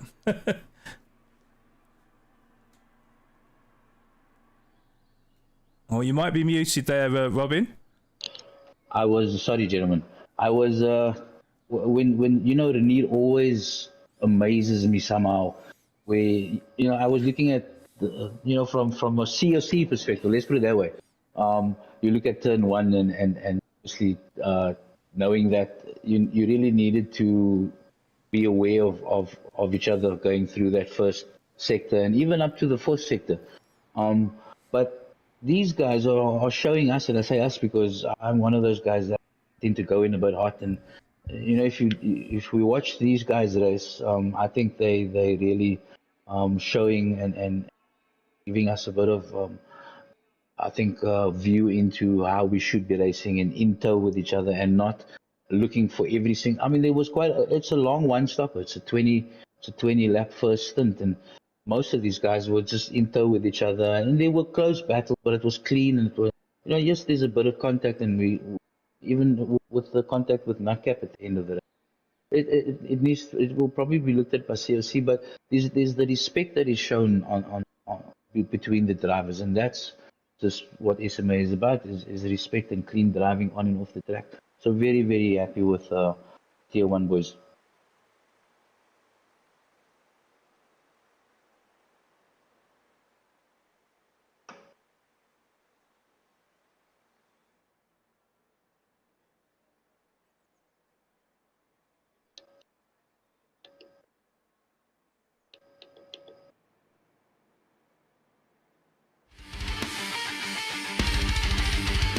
SMA is brought to you by Simulator Cave,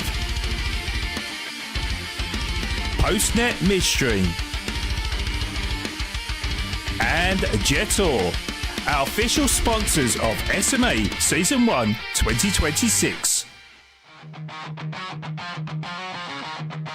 Engines live.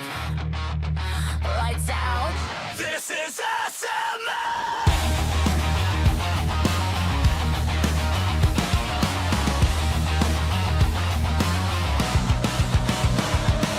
Neon lights on an open track. Heartbeat sinks to the dash. Stealing fire, gripping speed. Every corner's all we need. Hands tied.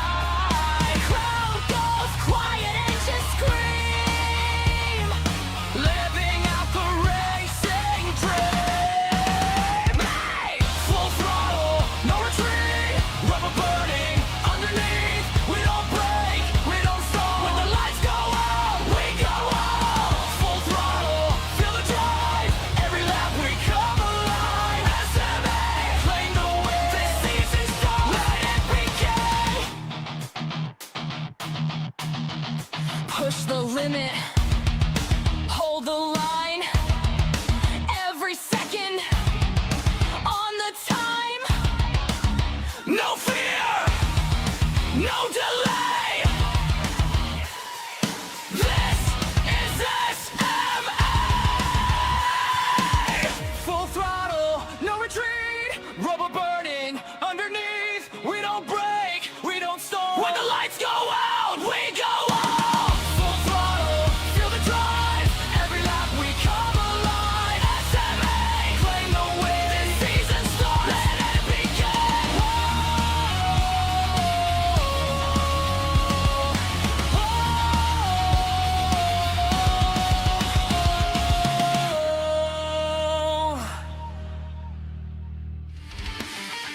SMA is brought to you by DC Designs, Right Recruitment, Waggy and Sons, and Slayer, our official sponsors of SMA Season 1 2026. Okay, we are back and we have our podium finishers in chat right now. And I mean, it was such a great race, a fascinating battle between the three of you. But yeah, starting off with Nutcap, you know, you're back with Tina, of course. You know, you got third place today, but I mean, it could have been anything today, right? Yeah, I mean, I feel like I definitely deserved to win there, but anyway, we'll have to just see what happens. Yeah, it was certainly very, very tight. You know, of course, you all fought really hard there. But I mean, are we assuming that you're not too happy with third position right now? Not at all. It was my race to lose. I did make a few mistakes myself, but yeah, I drove a solid race overall. Got the quali lap in where I needed it. Yeah, I couldn't have done much better. The Audi's tires just started to wear near the end. But overall, I managed quite well, so it was pretty good. So can I ask then, so it looked like it was a toss-up between picking the Audi and the Porsche between the whole grid. So tell us your reason for picking the Audi for this race. So I was going back and forth the whole week between the Audi and the Porsche. I mean, up until even this evening, I was still deciding. But I couldn't match the one lap pace with the Porsche as I could in the Audi. And the overall race pace, I knew the Audi and the Porsche would be quite similar, and I knew the Porsche would be slightly better in its tires and quite a lot better at fuel saving. But I'm very comfortable with the Audi. It's a nice, very pointy car, and I did the whole manufacturer's cup in the Audi, so I know the car backwards. So that just pushed me over the edge to go towards the Audi. Okay, and I mean, yeah, certainly when I've seen with like the daily races, especially I think Interlagos, isn't it? I know a lot of people have been picking that car. Is this a car that I mean, I don't want you to completely reveal all your picks for the season, but is this a car that you're feeling comfortable with and something that you perhaps may pick more often throughout this championship? I mean, if it's the fastest car on the track, then of course I'll choose that car. But if it's a faster car, then I'll choose the other car. So we'll just have to see how the other cars handle. Yeah, try not to give too much away. Yeah, he's definitely not giving too much away there. No, I don't blame you. Well, no, Cap, no. I mean, I know. Obviously, you're a little bit disappointed with P3, but you know, you're still, you know, a great start to the season, and you definitely kept us entertained there. So, congratulations on that third position. I'm going to hand you over to our good man Robin, who I'm sure you got a few questions there, Robin. Yeah, with I, Scott, you know, with Scott, it's always been a pleasure. I've had the honor of actually seeing him when he started with SMA and with Team Puma, and you know, to see the progression and the commitment that he has, and leading from the front with an awesome quality lap there. Well done. But and having the consistency and right till the end. Maybe a racing incident or not. And I don't want that to take anything away from you've really improved and proving to all those juniors out there that are sim racing that you can be a top split driver, and so you must really be proud of yourself and to your dad, who plays a big part in your racing. So well done in your race, bud. Thanks so much. Any more questions, Robin? Or No, so I just want to know, like, can I join your lobby and get some free practice from you, Scott? Maybe like Tuesday or Wednesday would be great. Of Just let me course. know. But no, but well done, and thanks for the support. But I know you're racing a solo, as we all are. It's not a team event, as we know. It's an individual event. But having three VSR guys, and you're gonna have Jensen, and you're gonna have those three Sam's guys that are coming up next week. Oh, it's gonna be an awesome race to watch. And so, yeah, let's keep the commitment, and I'm sure you're gonna do well in the season.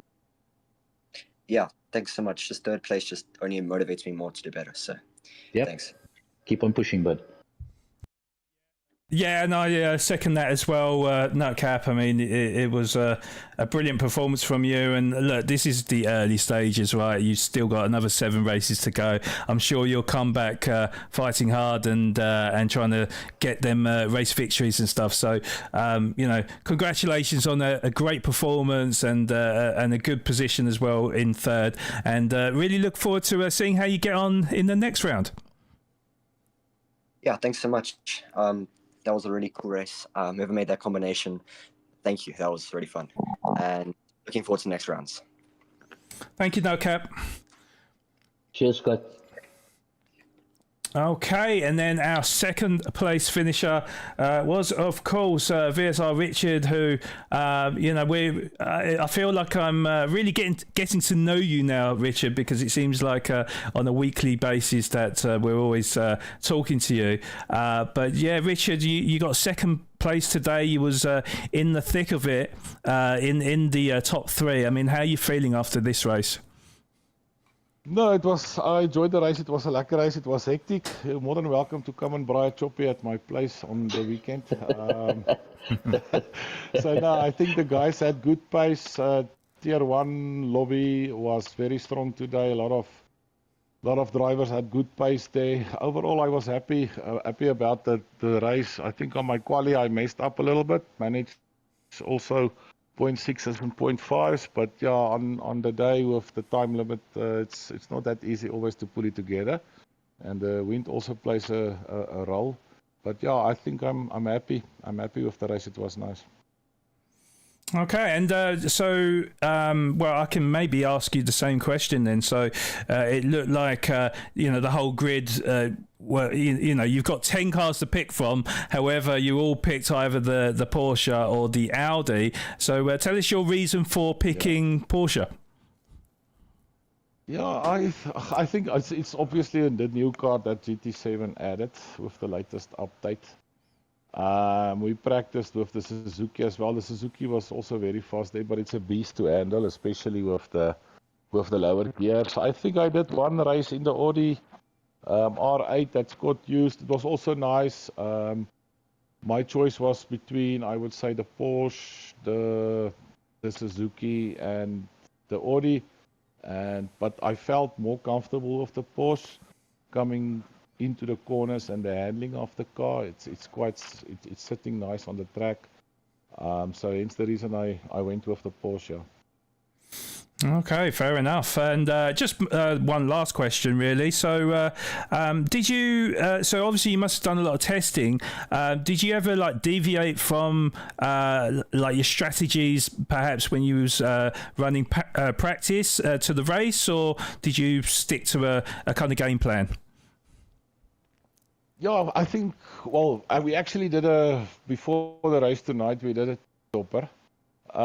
It was slightly slower, but the issue would always be if you do a 2-stop, you had to push very hard, drive on the limit, and there's always the risk that you end up in traffic, and then that would just completely ruin your 2-stopper. So I believe that the 1-stopper was the best option and the best strat. So yeah, it's the reason I chose the 1-stopper. Okay, fair enough. Well, it certainly worked to aplomb there. So, yeah, congratulations on that second position. You know, great start to your championship. Robin, have you got any questions for Richard? For Richard, of course, I have a question for him. Stupid question. Richard, you've got 3 laps to go, and as we're watching you, if me knowing you and the way you drive is that the 3 laps to go, you've not sized up your drivers in front of you. What is going through your mind? Are you going to plan an overtake, or are you just waiting for them to make a mistake? Yeah, Robin, You it's know? difficult to overtake. Yeah, I messed up my pit stop completely. I overfueled by accident. I think I had still 3 laps to go after the finish line. Which is fine, because I knew JD had good pace and Scott had good pace. But I think I should have done better there. And yeah, the thing is, if 2 dogs fight over a bone, there's a big probability that something can happen. At a stage, I did lose the slip, and I pushed hard because I knew I overfilled, so I had the field to rev the car out and caught up. And then I was actually happy to come third. I didn't want to do a dive bomb or a desperate lunge here towards the end. So I thought, let me let's just stay behind the 2 front runners. I know a win is on the table for both of them. Anything can happen. I knew we had slightly better tires than Scott. That pitted 1 lap earlier than us. And I was actually hoping for a mistake. And yeah, as it happened on the last lap on that sharp right hand, I think there was a little bit of contact between JD and Scott went a little bit wide. Not sure what happened. I'll check the replay afterwards, and I saw the opportunity, and it was actually easy passed without compromising anybody's race and compromising my own race. So yeah, then towards the end, nearly had JD. But obviously, I'm not going to do a silly dive bomb on the last corner or something and ruin my own race. It actually played out like I thought it would. And I'm still happy with second place. No, you look. We expect you to be on podiums most of the races. You are currently also one of the top 3 in terms of SMA's data. So one would expect you here. But that being said, JDJ, I assume you've forgiven him for taking you out against the Finland race. I'll never forget JDJ for that. I still remind him every single practice lap. JDJ, this is not Finland. Please watch your braking. No, he's completely off the hook. No issues. He's forgiven. Okay, but well done, Warm Richard.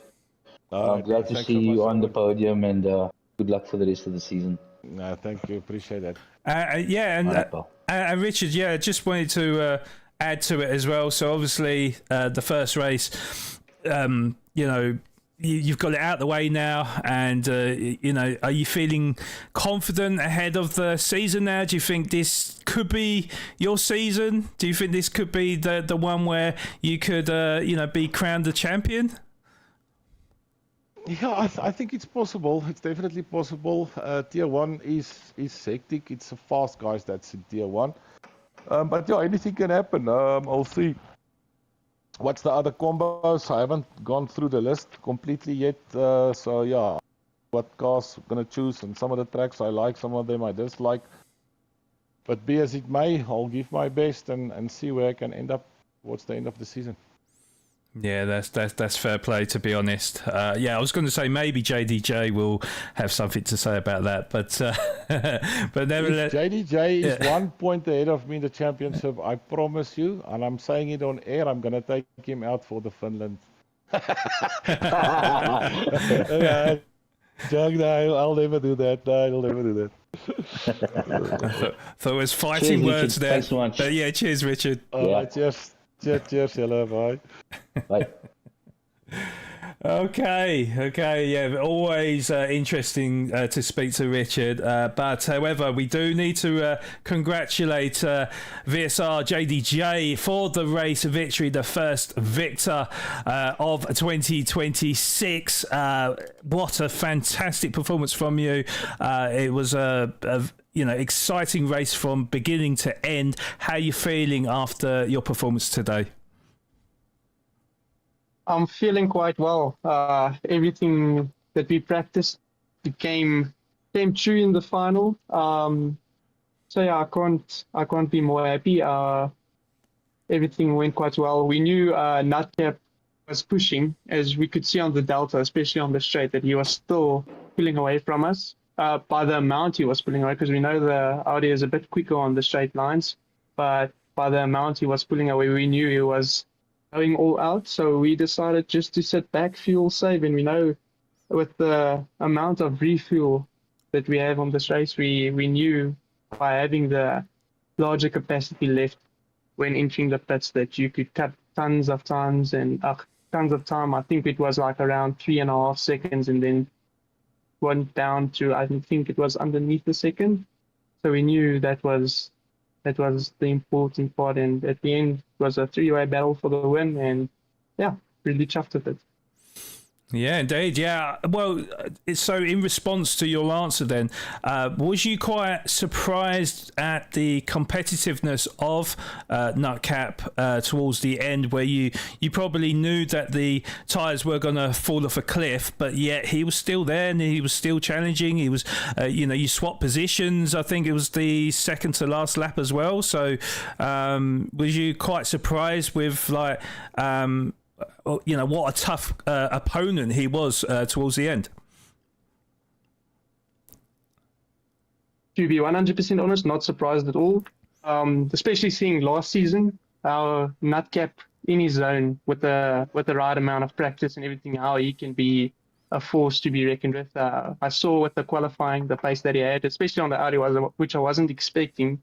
I wasn't expecting a time out of the Audi like he did. So yes, there was always someone that was in the back of our thoughts, knowing that you would be in contention. I think, and it's not this race alone. It will be the whole season. You'll always be fighting for podiums and for wins. So not surprised by his pace. Impressed, of course, but yeah, we knew Nutcap was not someone to be messed with. Okay. Well, there's not much more I can really say, JDJ, but yeah, it was a phenomenal display from you, and as I say, it was a very exciting last couple of laps indeed as well. So congratulations on the race victory. And Robin, any questions to our race winner? To Justin. Yes. Justin's always like I said, also a young man that shows just patience. He has the racecraft to leave it till the last and to keep pace and manage his strat. He's a pure example of the overall sim driver that I would like to be in. And glad to see that you've taken the podium this evening, Justin. Just with regards to, did you have a sniff at the Audi and think that possibly win it on tires based when you saw that Nutcap had the Audi? Were you thinking let him go, because you guys let him go off with a 3-second gap, I think, prior to going into the pits, and obviously as we saw you come out of the pits, it was pretty close. And was that a planned thing with regards to the Audi? Okay, yeah. So we was a car that struggles a bit more on the rear tires, and being mid-driven, being a mid-engine car, of course you don't really want the rear tires to go, because otherwise it becomes really unstable and starts sliding around. But yeah, we knew that with him pulling off with the amount that he was pushing, so we just sit back and started fuel saving, because we knew we'd get the extra lapping pressure tires at the end, and the Porsche, like I think Nutcap mentioned before, it does save the tires a little bit better, and it feels better on wet tires. It's more stable. And yeah, so overall we did plan for that. That's why in the back, me and Richard, we didn't battle each other in things for unnecessary, because we would be losing unnecessary time, which just increases the chances of Nutcap running away with it. So Yeah. yes, just fuel saved. I short fueled a little bit in the pits just so I knew that I would be within attacking range of Nutcap. Sat behind him, saved the fuel just enough for me to be able to flat push it straight to Yeah. the finish. And yeah, at the end it worked in my favor. So yeah, I think the No, strat went well. I think it's a well planned strat and well executed.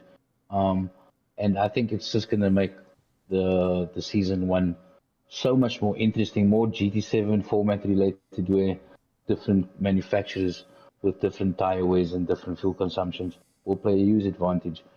And obviously with us knowing our race director there, Renier, and with assistance of Sean, they're going to come up with some amazing races going forward. So yeah, no, it's well done, great strat, great execution, and I wish you best for the rest of the season. Thank you much, Robin. I appreciate. Yeah, well, do you know what? I didn't know if I was allowed to say whether or not I was involved or not, but yeah, we have got some absolute crackers in store for you guys in season one. To be honest, the one other question I had for you really was, so obviously we've got 10 cars to choose from.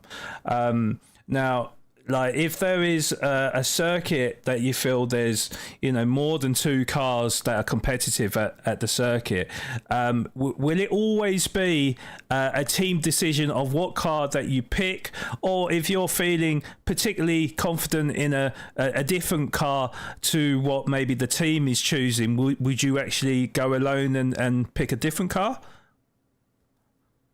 100%. Yeah, before the Porsche arrived, we were all in separate cars. I was in the Merc. I preferred the Merc, and I was still deciding until we joined the lobby. I was still deciding between the Merc and the Porsche.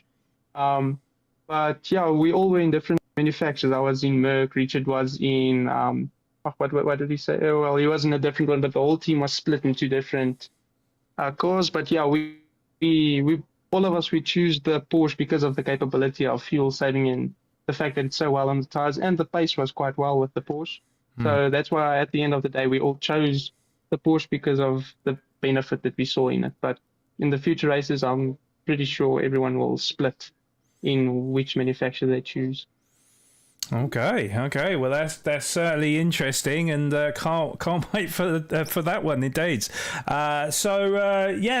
Not much more I can really say, JDJ. I mean, obviously you must be feeling confident ahead of the rest of the season.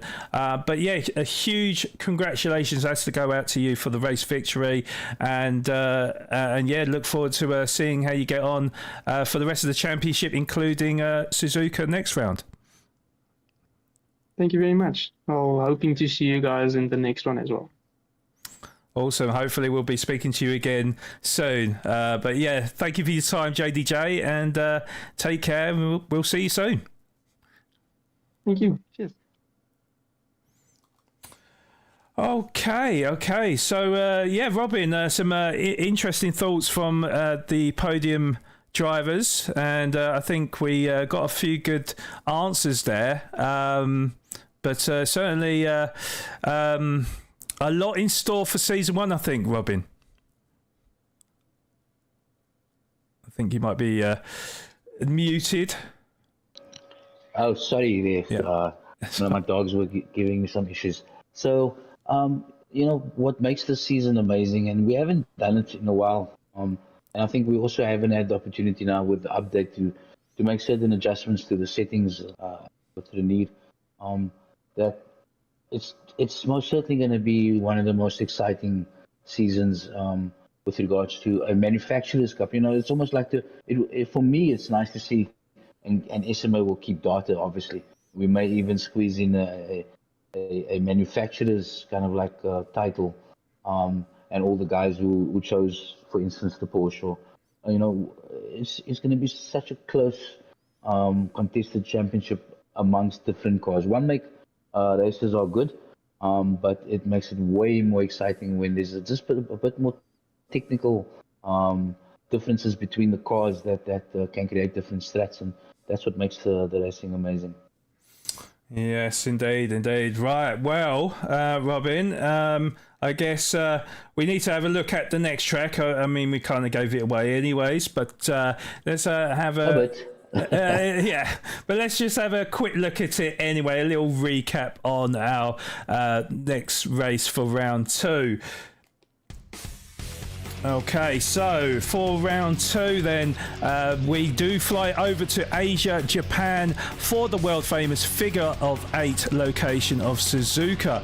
Track length is 5.8 kilometers with 20 turns in total. One of my favorite circuits, I have to say, actually, in the whole roster of motorsport. I do feel it has pretty much everything. You know, you got your fast straights, your fast corners, mixed with some twisty technical sections, and it really pushes the aerodynamics of the cars to the absolute limit. And it's going to be interesting to see what cars the drivers do pick for that one. But just a question to you, Robin. Of course, you'll be racing there next week. So are you feeling confident about this race? I think iconic tracks like Suzuka, where I think everybody is comfortable. It's not like going into a deep forest reverse track where for me, for instance, less familiar with reverse tracks. So as soon as you put a track that I know and I've raced it multiple times, I think everybody's going to give it their best shot. And once again, it's going to be close racing. And it's the first time I've been broadcast, and ladies, and you know, to watch in the sideline while Sean is busy watching the top 3 drivers, the amount of batting and respect and criticism shown by all the other drivers that we missed, that we're not able to broadcast, it's just amazing to see. And well done once again to all the guys in Tier 1, and well done to the 3 Sams guys who are coming up for next week's race, and really excited to see Tier 1 at Suzuka for sure. Okay, well, obviously, Robin, best of luck to you in that race, and you know, I pray and wish for you know, a great result, maybe even the race victory. Who knows, Robin? But hey, in racing, you never know. You never know. Exactly. But yeah, before we wrap up this broadcast, we do need to give one last shout out to our sponsors of SMA Season 1 2026. So SMA is sponsored by Simulator Cave, HostNet Midstream, Jetor, DC Designs, Right Recruitment, Waggy and Sons, and finally Slayer. Yeah, thank you so much to our existing sponsors and our new sponsors as well, who will be sponsoring SMA Season 1 for the whole of the season, sorry. Yeah, huge thank you for them, because, you know, this is what makes these broadcasts possible. Also as well, please do subscribe to our socials at Sim Motorsport Association on all our platforms, whether it's Facebook, Instagram, Discord, TikTok, and of course this very channel, YouTube. Make sure, if you're new to the channel, smash that subscribe button, click in the bell notification so you don't miss any of our content, and when you're done watching, hit the like button to help with the YouTube algorithm so it spreads our content across the platform. We really thank you so much, guys. And if you'd like to get involved in future championships as a driver in 2026, please contact Robin Williams, our SMA and MSA GT7 promoter, for further details. The email links will be in the description below and on our YouTube homepage. SMA is in association with Motorsport South Africa, the only organisation licensed and fully backed by the FIA of all competitive motorsport inside of South Africa. Now we're going to go for a short break, and when we come back we'll get the final thoughts from Robin. Also, to everyone watching, would love to know your driver of the day, and I would obviously I'm going to ask Robin that as well, but we'll be back in a moment.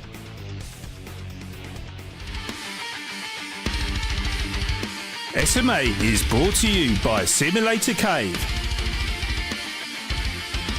Postnet Midstream,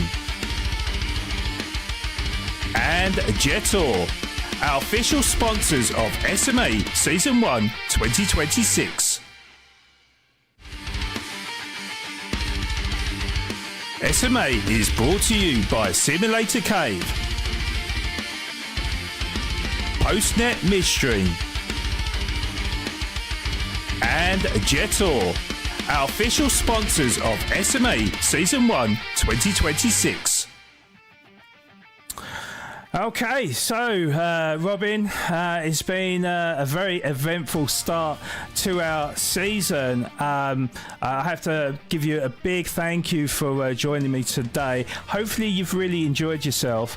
I think you've done an amazing job. I'm pretty sure that chat will agree with me for your debut in CoComs. You're an absolute natural, Robin. So, yeah, tell us, if you have enjoyed yourself, and I'd love to get your thoughts on the driver of the day as well. Okay, so just a shout out to our viewers, especially the last 18 that are here with us. I think Sean Clausen will announce in the next few days that we're gonna have spot prizes coming starting next week for all our viewers, and especially the 19 now. We know who you are. We will be handing out prizes and one. And just thanks for your support. Without you guys, it would just be. And I think the normal is we need the whole community support, and we got a huge substantial amount of viewing this evening. So thanks to everybody that played a part in that. With regards to driver of the day, there's so many. I was like the unknowns, the people that actually we know the tier one. I was more keen to watch, which I did, was like the Africa Stig, and Puma Maverick, and Epi, and those guys were mute one, and it was nice to see that they could stand the ground. They in the stuff. But it's well done to those drivers. I'm going to give my driver of the day to all of those new drivers that come into Tier 1, and actually some of them that really performed well. I think for me, I'd like to think Africa's Stig showed good racecraft when he needed to. He didn't win, he didn't lose either, but for a newcomer into Tier 1, I think he's done well. Yeah, I have to agree with you there, Robin. I think there were so many drivers that impressed me today. It's very difficult to really pick that one driver, really. But do you know what? I think for me personally, although perhaps maybe didn't get the result he wanted, and I think we missed it in the last sort of lap or two. But Jensen, the moves that he made were totally agreed as well. Absolutely phenomenal. Very, very clean, very respectful, and I think bamboozled quite a few drivers out there, to be honest. It was just time to absolute perfection, and I don't know if there was a mistake made towards the end, or he just got a little bit unlucky, but certainly he was in the thick of things for most of the race. And then of course you did say about African Stig, Trusp as well, until he had that moment in the race. I thought he was looking particularly strong as well. There's so many drivers that you could say that probably deserved it, that maybe I'm giving a bit of a disservice if I was to give it to just one driver. So I kind of do agree with you there, Robin. Just a phenomenal race, and an opening race of what is shaping up to be a very exciting season, I think, Robin. Yeah, I think coming from the admin team right down, if you look at our new theme song, if you look at the new overlays, the new look, just trying to make things better for our community. With the 104 drivers that have registered, shows that there's there's enjoyment in our community. Looking at the chats, Dylan and the Dutchman, and it's just so vibrant, and everything's looking like it's all going towards and actually great year. We've got a good few exciting events after season 1, which I'll not talk about. I'm more focused on season 1 right now, but it's amazing, and we just keep on trying our best to grow the sport as well. Yeah, well said there, Robin. Indeed, yeah. Well, Robin, I have to say it's been a real pleasure and honour to share the microphone with you. I think you've done amazing today, and I hope you will join me for more races, Robin, because I think, honestly, like...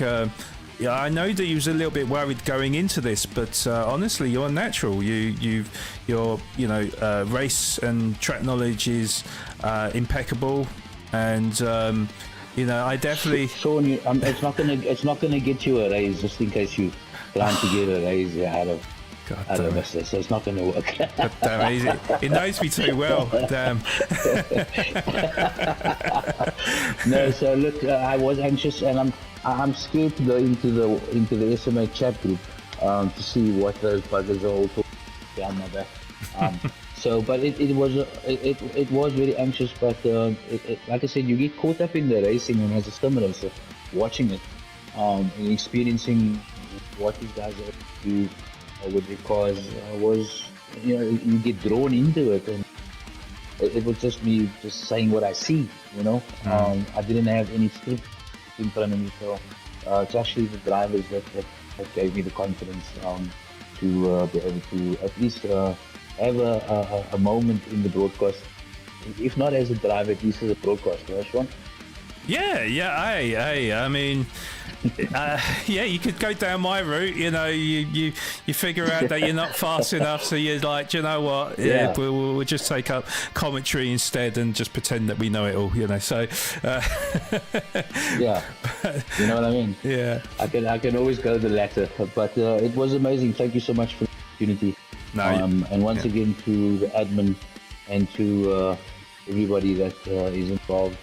Dana, Noah, you a legend with your videos.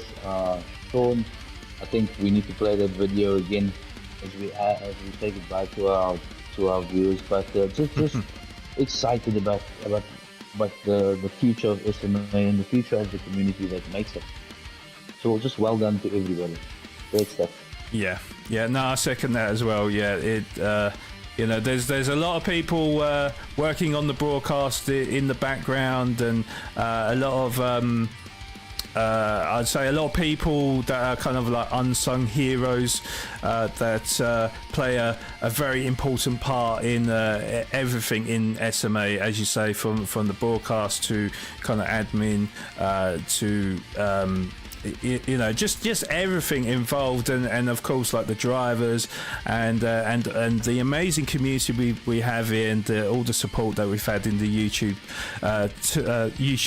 today, which I wasn't able to look at the chat, unfortunately, guys. I was a little bit lost without that chat, but slight technical moment a little bit earlier on as well, but hopefully we'll have that ironed out for the next round. But Robin, thank you so much for your time, and have a great evening, and we'll definitely get you back in the co-coms soon, and hang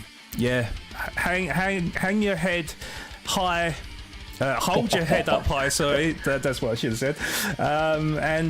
Be proud of yourself. You was honestly, I mean it. You was an absolute natural. So thank you for joining me today. No, it's just a pleasure. Thanks, Sean, and once again to everybody involved. Have a great rest of your week. Stay safe, and have an amazing next race. And thank you, Robin. Okay, so cheers.